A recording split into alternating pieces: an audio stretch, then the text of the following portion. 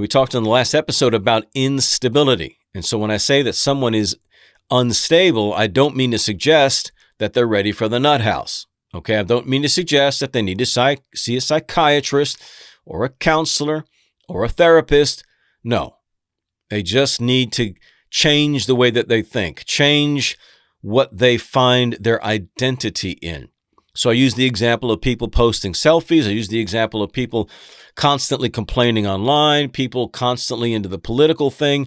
There's an instability there because you are finding yourself, your identity in something that's not secure or stable.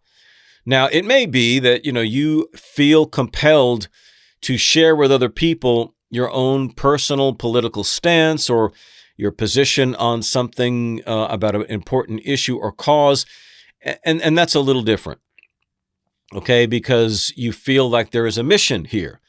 There's other people that are not necessarily on a mission. They're just going off, and so that's what I mean is that the person who's on a mission is not moved, and so that's really the criteria here.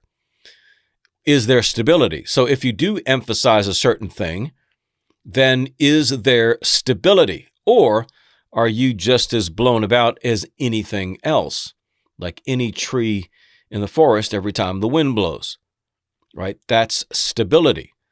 So if we're going to fix our own head, again, it's going to come down to self-awareness first. Are we finding identity in something outside of ourselves, or is our identity based on what it should be based upon, which is our value system, right? Our deeply held beliefs, our gifts, talents, and abilities, etc. Now, there are certain groups like religious groups, okay, who have identity that can be considered something outside of them, yet it's also based upon something inside of them.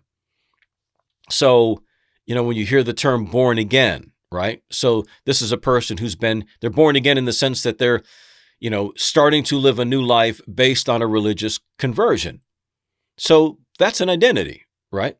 But that's an identity based on something changed within themselves.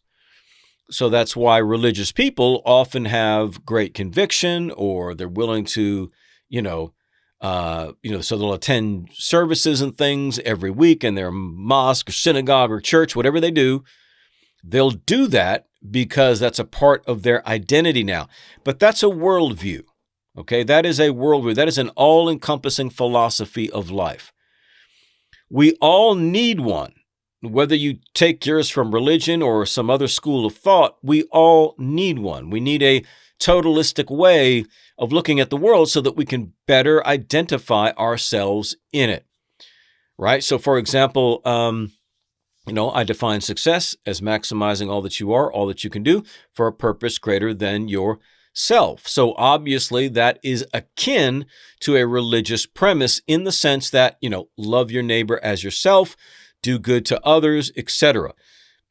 So I want to develop myself. I want to focus on myself, my personal development, but ultimately I want to do it to serve a greater purpose in myself, which is to improve the lives of other people, right? So there's an element of, self-sacrifice in that.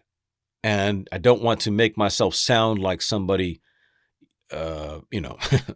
like Jesus or something. And, what we do for our kids, what we do to help a friend out, that's all self-sacrificial. So we don't think anything of that. We just feel we're just compelled. We're compelled. We want to love. We don't want credit for it. We don't want to be pat on the back. That's not why we do it. We do it because we love others. We want to help people. We want to fulfill that, that calling or that sense of purpose in our lives. So, again, self-awareness. What is your philosophy of life? And so when you're going to fix your own head, if you don't have a philosophy of life, I think everybody does, but you don't feel like you have one, then more than likely that philosophy is a smorgasbord of different things all kind of stuck together, right? It's just a whole hodgepodge of different beliefs all kind of stuck together. You ever seen those? I forget what the toy was back in my day, but these little sticks with little circular things with different holes in them, and you can make all these different kind of, it wasn't a rector set, but you can make all these different kind of shapes. She'd have the cylinder with them, and you could just stick a bunch of stuff on it and make like weird looking stuff. There was no real purpose to it. It's just weird looking. Like that. That's what our worldviews are like, just a bunch of stuff stuck together. And so because of that, it distorts the way we see ourselves, the way we see the world, the way we see other people. Okay, this is a distortion.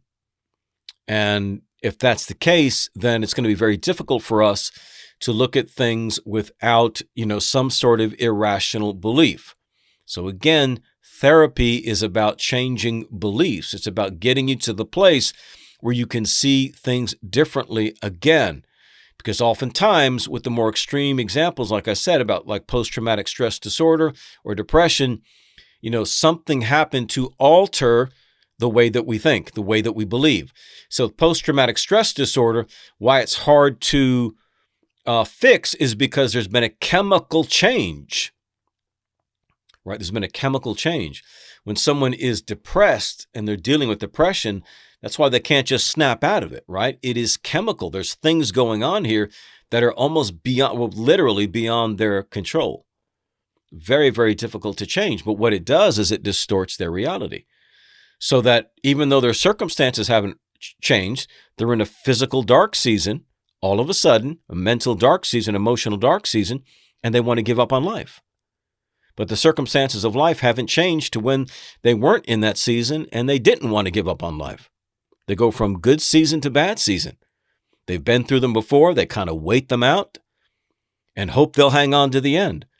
But that's when people, they'll commit suicide. They'll do extreme things during these dark seasons. But physically, no circumstance has changed. It has nothing to do with the circumstances. It has to do with perception. It has to do with the way that you see things. So the objective, once again, is to fix our own head, lay a sound foundation for us to work on our own mental therapy, right? And get ourselves in a place to know better whether we need to go any further than that. Maybe not into a therapist, but maybe just a coach, right? Maybe just some more in-depth coaching. Like let's say you and I spent some time together and you sat through bunches of my videos, so you know basically what I believe. But then when we sit down and we talk about your situation, we talk about your particular beliefs and outlooks, the things that have happened to you in your life and what you're contending with right now, it opens up a whole world because now we can really apply things directly to you and not just deal with them principle-based, but we can deal with them directly. So it doesn't necessarily have to be a therapist, doesn't have to be a psychiatrist. It can sometimes just be a coach or a mentor or something like that. Okay. But either way, the objective is the same. We want to change perceptions, change the way we see things, adjust the way we perceive our world. Can you dig it? Hope you can.